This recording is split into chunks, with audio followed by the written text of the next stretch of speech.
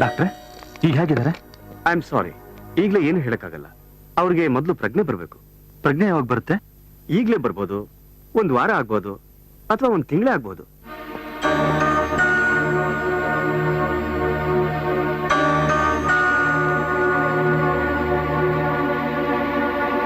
Sir, ಅವನ್ ತಾಯಿ ಆಸ್ಪತ್ರೆಯಲ್ಲಿ ಪ್ರಾಣಾಪಾಯದಲ್ಲಿದ್ದಾಳೆ. ಮಗ ಅಂದ್ರೆ ಅವಳಿಗೆ ಪಂಚ ಪ್ರಾಣ. ಅವನ ಮುಖ ನೋಡಿದ್ಮೇಲಾದ್ರೂ ಅವಳು ಜ್ಞಾನ ಬಂದ್ರು ಬರ್ಬೋದು. ಸರ್, ಒಂದೇ ಒಂದ್ಸಲಿ ಅವಳ ಮುಖ ನೋಡೋ ಅವಕಾಶ ಮಾಡ್ಕೊಡಿ ಸರ್. ಮಾಡಿರೋ ತಪ್ಪನ್ನ ಅವನೇ ಒಪ್ಕೊಂಡಿರೋದ್ರಿಂದ ಕೋರ್ಟಲ್ಲಿ ತೀರ್ಮಾನ ಆಗೋವರೆಗೂ ಅವನ್ನ ಬಿಡುಗಡೆ ಮಾಡೋ ಅಧಿಕಾರ ನಮಗಿಲ್ಲ. ಸರ್, ತೀರ್ಮಾನ ಏನಾಗ್ಬೋದು ಸರ್? ನಾವೇನು ಹೇಳಕ್ಕಾಗಲ್ಲ. ಶಿಕ್ಷೆ 6 ತಿಂಗಳಾಗಬಹುದು, ಇಲ್ಲ 1 ವರ್ಷನೇ ಆಗ್ಬಹುದು. 1 ವಾರ ಆಯ್ತು. ಇನ್ನೆಷ್ಟು ದಿನ ಅಂತಾರೆ ಇಲ್ಲಿರೋದು? ನೀವು ಬೇಕಾದ್ರೆ ಇರಿ, ನಾನು ಹೋಗ್ತೀನಿ. ನಾನು ಹೇಗೆ ಇರಕ್ಕಾಗತ್ತೆ? ಬಿಲ್ಡಿಂಗ್ ಕೆಲಸ ಬೇರೆ ನಡೀತಾ ಇದೆ, ಬ್ಯಾಂಕ್ ಲೋನ್ ವಿಷಯ ಬೇರೆ ಮಾತಾಡ್ಬೇಕು. ನಾವು ಹೋಗೋಣ, ಹೇಗೋ ಹರಿ ಇರ್ತಾನಲ್ಲ. ನಡಿ. ಏನಂದೆ? ನಿಂದು ಪ್ರೈವೇಟ್ ಅಪ್ಪ, ನಮ್ದು ಗೌರ್ಮೆಂಟ್. ರಜಾ ಯಾರು ಕೊಡ್ತಾರೆ? ಸುಮ್ನೆ ಯಾಕೆ ಟೆನ್ಷನ್ ಮಾಡ್ಕೋತಿದ್ದೀರಾ? ಹೇಗೋ ಮಗಳಿದ್ದಾಳೆ, ನೋಡ್ಕೋತಾಳೆ. ಬನ್ನಿ, ನಾ ಹೋಗೋಣ. ಆಹಾ, ಚೆನ್ನಾಗಿ ಹೇಳಿದ್ರಿ. ರೇಖಾ ಏನಾದ್ರು ತಿಂಗಳಂಗಟ್ಲೆ ಇಲ್ಲೇ ಇದ್ಬಿಟ್ರೆ ಹಳ್ಳಿಲ್ ಮನೇನ್ ಯಾರು ನೋಡ್ಕೋತಾರೆ? ನನ್ನನ್ ಯಾರು ನೋಡ್ಕೋತಾರೆ? ನನ್ ಫ್ಯಾಕ್ಟ್ರಿನ ಯಾರು ನೋಡ್ಕೋತಾರೆ? ನಿಮ್ಮಪ್ಪ ಮಾಡಿದ ತಪ್ಪೆ ನಾವ್ ಸಫರ್ ಪಡ್ಬೇಕಾಗಿದೆ. ಯಾವ ಕರ್ಮರಿ ಇದು? ಅವರು ಇದಾರಲ್ಲ, ನೋಡ್ಕೋತಾರ ಬಿಡಕ್ಕ. ಅವ್ರು ಮಾಡಿದ ತಪ್ಪಿಗೆ ಅವ್ರಿಗೆ ಪ್ರಾಯಶ್ಚಿತ್ತ ಆದ್ರೂ ಆಗತ್ತೆ. ಭೇಷ್. ನನ್ನ ಮಕ್ಕಳು, ನನ್ನ ಸೊಸೆಯರು, ನನ್ನ ಅಳಿಯ ಅಂತ ಪ್ರತಿ ಕ್ಷಣನೂ ಅಹಂಕಾರದಲ್ಲಿ ಬೀಗ್ತಿದ್ದಲ್ಲ, ನನಗೆ ಒಳ್ಳೆ ಪಾಠನೇ ಕಲಿಸ್ಬಿಟ್ರಿ. ಅಪ್ಪಾಜಿ, ಅಪ್ಪ ಅಂತೆ ಅಪ್ಪ. ಅಪ್ಪ ಅನ್ನೋ ಪದದ ಅರ್ಥ ಗೊತ್ತೇನೋ ನಿಮ್ಗೆ? ನನ್ನ ಮಕ್ಕಳು ಚೆನ್ನಾಗಿ ಓದ್ಬೇಕು, ಚೆನ್ನಾಗಿ ಬಾಳ್ಬೇಕು ಅಂತ ಹಗಲು ರಾತ್ರಿ ಕಣ್ಣಿಗೆ ಎಣ್ಣೆ ಬಿಟ್ಕೊಂಡು ದುಡ್ದೆ. ನನ್ನ ಸ್ವಂತ ಸುಖ ಸಂತೋಷನ ತ್ಯಾಗ ಮಾಡಿದೆ. ಅಂಗೈಗಳ ಜಮೀನು ನನಗೆ ಬೇಡ ಅಂತ ಎಲ್ಲ ನಿಮ್ಗೆ ಹಂಚ್ಕೊಟ್ಬಿಟ್ಟೆ. ಈಗ ಆಸ್ತಿ ಕೈಗೆ ಬಂದ್ಮೇಲೆ ನಿಮ್ಮ ಅಪ್ಪ ನಿಮ್ಗೆ ಕಾಲ್ ಕಸ ಆಗ್ಬಿಟ್ಟ ಅಲ್ಲ? ಹಾಗಲ್ಲ ಅಪ್ಪಾಜಿ, ಸಾಕು, ಏನೂ ಮಾತಾಡ್ಬೇಡ. 9 ತಿಂಗಳು ಹೊತ್ತು ಹೆತ್ತು ಸಾಕಿ ಸಲಹಿದ ತಾಯಿ ಅಲ್ಲಿ ಸಾವು ಬದುಕಿನ ಮಧ್ಯೆ ಹೋರಾಟ ಮಾಡ್ತಿರ್ಬೇಕಾದ್ರೆ 9 ದಿನ ಅವಳ ಪಕ್ಕದಲ್ಲಿದ್ದು ಅವಳ ಆರೈಕೆ ಮಾಡಕ್ಕೆ ನಿಮ್ಗೆ ಪುರ್ಸೊತ್ತಿಲ್ಲ ಅಲ್ಲ? ಸಾರ್ಥಕವಾಯ್ತು ಅವಳು ತಾಯ್ತನ. ಇದಕ್ಕೇನಾ ತನ್ನ ಪ್ರಾಣ ಒತ್ತಿ ಇಟ್ಟು ಅವಳು ನಿಮ್ಗೆ ಜನ್ಮ ಕೊಟ್ಟಿದ್ದು? ಸಾಕು, ಜನ್ಮ ಕೊಟ್ಟ ತಪ್ಪಿಗೆ ನಿಮ್ ಋಣನ ಸಾಕಷ್ಟು ತೀರಿಸಿದೀವಿ. ಹೋಗ್ಬಿಡಿ, ದಯವಿಟ್ಟೆಲ್ಲ ಹೋಗ್ಬಿಡಿ, ಹೋಗ್ಬಿಡಿ.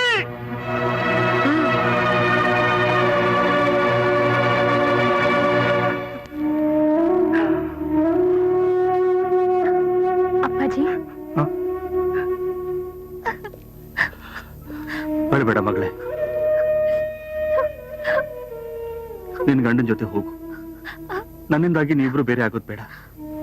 ನಿನ್ ಗಂಡನ್ ಚೆನ್ನಾಗಿ ನೋಡ್ಕೊ. ನಾನು ಹೋದ್ರೆ ಅಮ್ಮನ್ ಯಾರು ನೋಡ್ಕೋತಾರೆ? ಇಷ್ಟು ವರ್ಷ ಅವಳು ನನ್ನ ಸೇವೆ ಮಾಡಿದಾಳೆ. ಈ 4 ದಿನ ನಾನು ಅವಳು ಸೇವೆ ಮಾಡಿ ನಾನ್ ಮಾಡಿದ ತಪ್ಪಿಗೆ ಪ್ರಾಯಶ್ಚಿತ್ತ ಮಾಡ್ಕೋತೀನಮ್ಮ.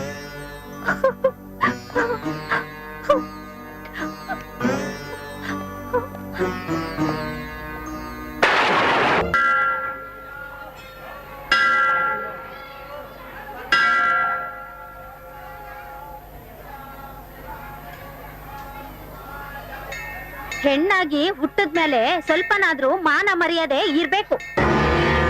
ದಿಕ್ಕಿಲ್ದವಳು ಅಂತ ಆಶ್ರಯ ಕೊಟ್ರೆ ಮನೆ ಮಗನೇ ಬುಟ್ಟಿಗೆ ಹಾಕೊಂಡು ಆಳ್ನಂತ ಸಂಸಾರನ ಹಾಳು ಮಾಡ್ಬಿಟ್ಲು. ಇವಳನ್ನ ನಂಬ್ಕೊಂಡ್ ಮನೆ ಬಿಟ್ಟು ಬಂದಿದ್ದಕ್ಕೆ ದೇವ್ರಂತ ಸೂರ್ಯ ಜೈಲ್ ಪಾಲಾದ. ಅವ್ರಮ್ಮ ಆಸ್ಪತ್ರೆ ಸೇರಿದ್ರು. ಮನೆನೆ ಒಡೆದು ಛಿದ್ರ ಛಿದ್ರ ಮಾಡ್ಬಿಟ್ಲು. ಇದು ಒಂದ್ ಜನ್ಮನ? ಇಂತ ಈನ್ ಬಾಳೋಕ್ಕಿಂತ ಎಲ್ಲಾದ್ರೂ ಹೋಗಿ ಕೆರೆನೋ ಬಾವಿನೋ ನೋಡ್ಕೊಳ್ಳೋದು ಮೇಲು.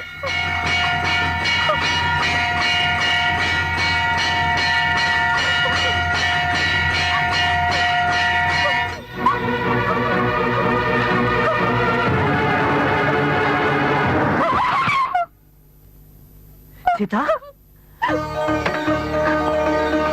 ಸೀತಾ, ಕಿರಣ್, ಹೇಗಿದೀಯ ಸೀತಾ? ಏನಾಯ್ತು ಸೀತಾ, ಏನಾಯ್ತು? ಅಳ್ಬೇಡ, ಅಳ್ಬೇಡ ಸೀತಾ, ಅಳ್ಬೇಡ.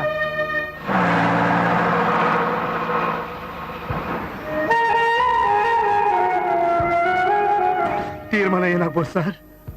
ನಾವೇನು ಹೇಳಕ್ಕಾಗಲ್ಲ. ಶಿಕ್ಷೆ 6 ತಿಂಗಳೇ ಆಗ್ಬೋದು, ಇಲ್ಲ 1 ವರ್ಷನೇ ಆಗ್ಬೋದು. ಮಗ ಅಂದ್ರೆ ಅವಳಿಗೆ ಪಂಚ ಪ್ರಾಣ.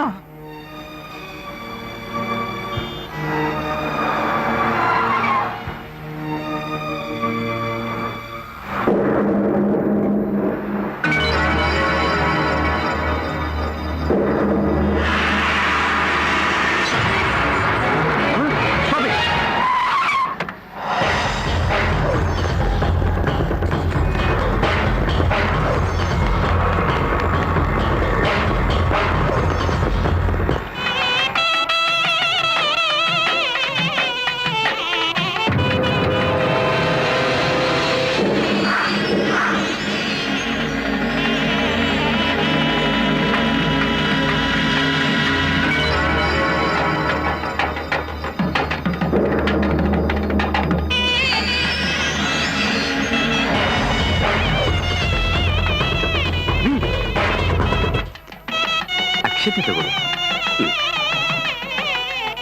ಗಟ್ಟಿ ಬೇಡ, ಗಟ್ಟಿ ಬೇಡ.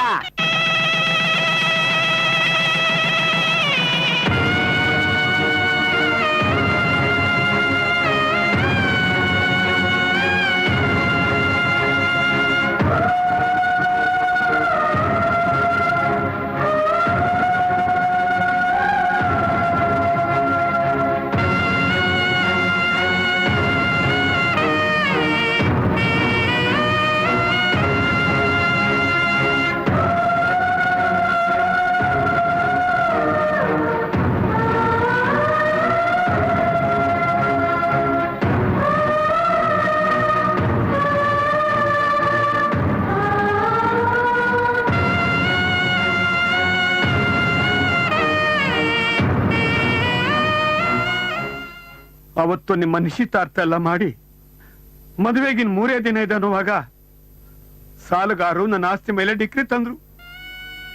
ಆಗ ಸಾಲಾನೂ ತೀರ್ಸಕ್ಕಾಗದೆ, ನಿಮ್ಮಗಳ ಮದುವೆನೂ ಮಾಡಕ್ಕಾಗದೆ ಅವಮಾನದಿಂದ ಆತ್ಮಹತ್ಯೆ ಪ್ರಯತ್ನಿಸಿದಾಗ ನನಗೆ ಧೈರ್ಯ ಹೇಳಿ ನನ್ನ ಸಾಲನೆಲ್ಲ ತಾನು ತೀರಿಸಿ ನನ್ನ ಮಾನ ಪ್ರಾಣ ಉಳಿಸಿದ ಪುಣ್ಯಾತ್ಮನಮ್ಮ ಅವರು. ಅಂತ ಮಹಾತ್ಮರಿಗೆ ಗುಡಿ ಕಟ್ಟಿ ಪೂಜೆ ಮಾಡೋದು ಬಿಟ್ಟು ಕಷ್ಟ ಕಾಲದಲ್ಲಿ ಅವ್ರ ಕೈ ಬಿಟ್ಟು ಬಂದಿದ್ದೀರಲ್ಲ, ನೀವು ಮನುಷ್ಯ. ಇವರೇನೋ ಹೊರಗಿಂದ ಬಂದವರು ಹಾಳಾಗ್ಲಿ, ನಿಮ್ಮ ಬುದ್ಧಿಗೆ ಏನ್ರಪ್ಪ ಬಂತು? ಒಂದು ತಿಳ್ಕೊಳ್ಳಿ, ಜನ್ಮ ಕೊಟ್ಟ ತಾಯಿ ತಂದೆನ ಗೌರವಿಸ್ತಿರೋ ವ್ಯಕ್ತಿ ಯಾವತ್ತೂ ಜೀವನದಲ್ಲಿ ಉದ್ಧಾರ ಆಗೋದೇ ಇಲ್ಲ.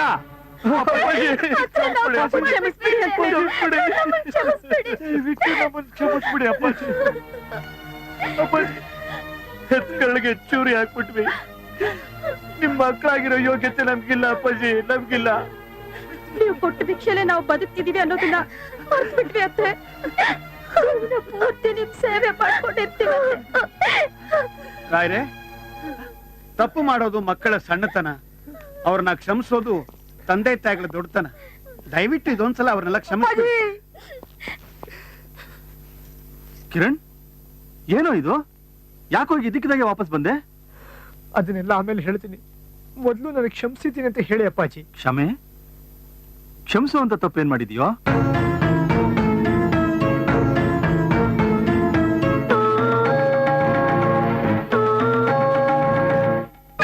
ಸೂರ್ಯ ಮನೆಗೆ ಬರೋದಕ್ಕೆ ಮುಂಚೆ ಆ ಮನೆಯಲ್ಲಿ ಕೊಳ್ಳಿ ಇಡೋದಕ್ಕೆ ಒಂದು ನರಪಿಳ್ಳೆ ಕೂಡ ಇರಬಾರ್ದು.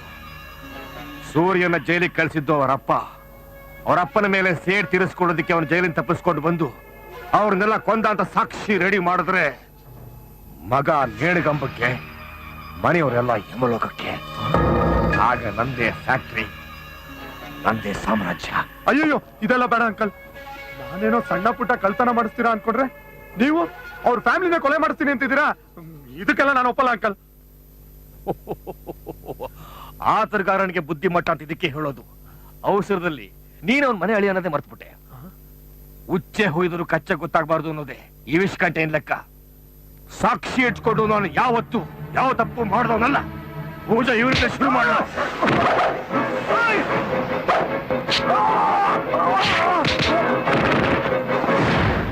ಎಂಥ ಕೆಲಸ ಮಾಡ್ಬಿಟ್ಟಿಯೋ ನೀನು ಮಾಡಿದ ತಪ್ಪಿಗೆ ಆ ಅಮಾಯಕನ ಬಲಿ ಕೊಟ್ಬಿಟ್ಟಿಯಲ್ಲೋ. ಈ ಪಾಪಿ ಕೈಗಳಿಂದಲೇ ಅವನ್ನ ಹೊಡೆದು ಬಡಿದು ಮನೆಯಿಂದ ಆಚೆ ತಪ್ಪಿಟ್ಟಲ್ಲೋ.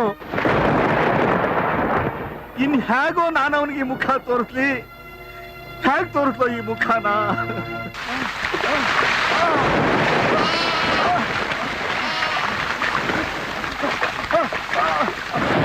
ನನ್ ಸೂರ್ಯ ತಪ್ಪು ಮಾಡ್ಲಿಲ್ಲ ಅಂತ ನನ್ನ ಎಷ್ಟು ಹೇಳಿದ್ರು ನೀವ್ಯಾರು ನನ್ನ ಹೃದಯದ ಕೂಗನ್ನ ಕೇಳಿಸ್ಕೊಳ್ಳೇ ಇಲ್ಲ. ನೀವೆಲ್ರು ಅವನ ನಿಕೃಷ್ಟವಾಗಿ ನೋಡಿದ್ರಿ. ಆ ಬಡಪಾಯಿ ಎಷ್ಟು ಸಂಕಟ ಪಡ್ತಿದ್ದಾನೋ, ಎಷ್ಟು ಕೊರಗ್ತಿದ್ದಾನೋ. ನನ್ ಸೂರ್ಯ ಎಲ್ಲಿದ್ದಾನೋ, ಹೇಗಿದ್ದಾನೋ?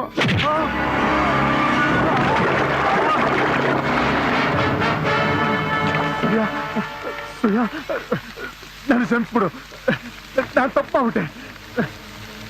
ಆ ವಿಶ್ಗಂಟಯ್ಯ ನೀನ್ ತಪ್ಪಿಸ್ಕೊಂಡು ಹೋಗಿದ್ ವಿಷಯ ಗೊತ್ತಾಗಿ ನಮ್ಮ ಮನೆಯವರೆಲ್ಲ ಕೊಲೆ ಮಾಡಿ ಆ ಕೊಲೆನ ನಿನ್ ಮೇಲೆ ಹಾಕ್ಬೇಕು ಅಂತಿದ್ದೆ.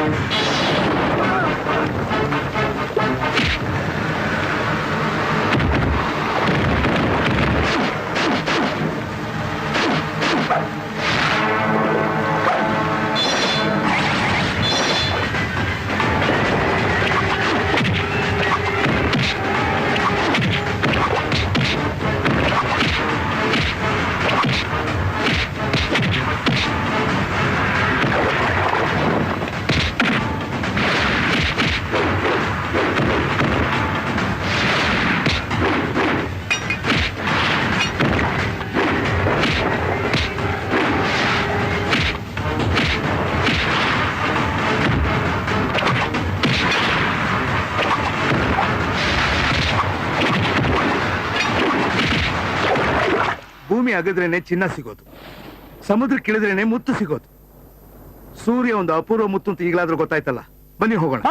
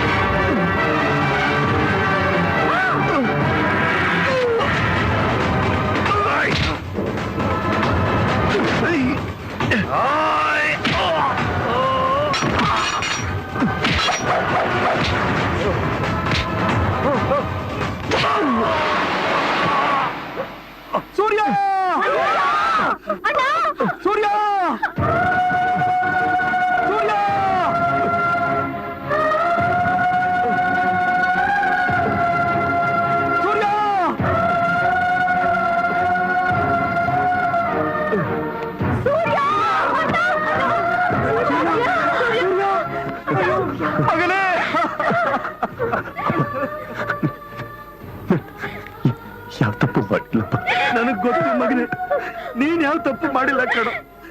ನಾನೇ ನಿನ್ ತಪ್ಪು ತಿಳ್ಕೊಂಡ್ಬಿಟ್ಟಿದ್ದೆ ಮಗನೇ.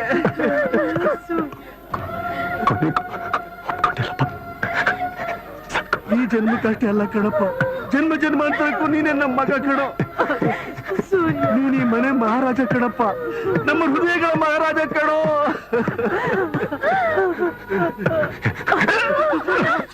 ಸೂರ್ಯ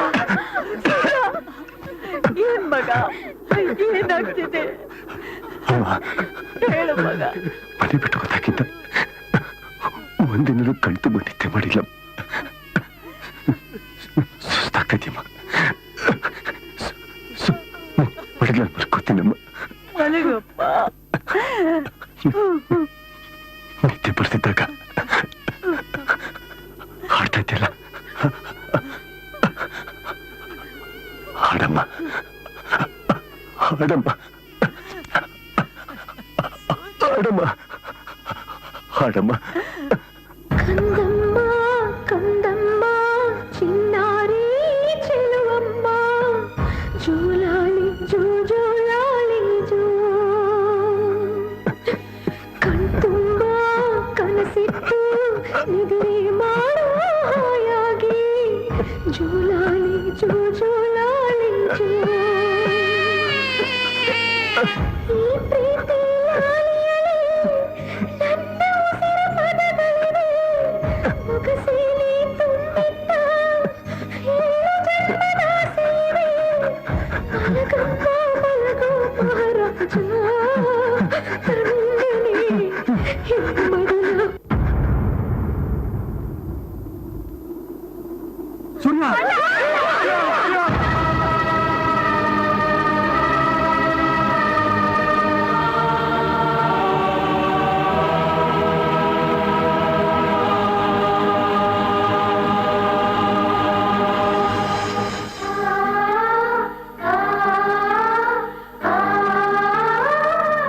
ತನಗೆ ತಾನೇ ಉರಿದು ಜಗತ್ತಿಗೆ ಬೆಳಕು ಕೊಡುವುದು ದೀಪ.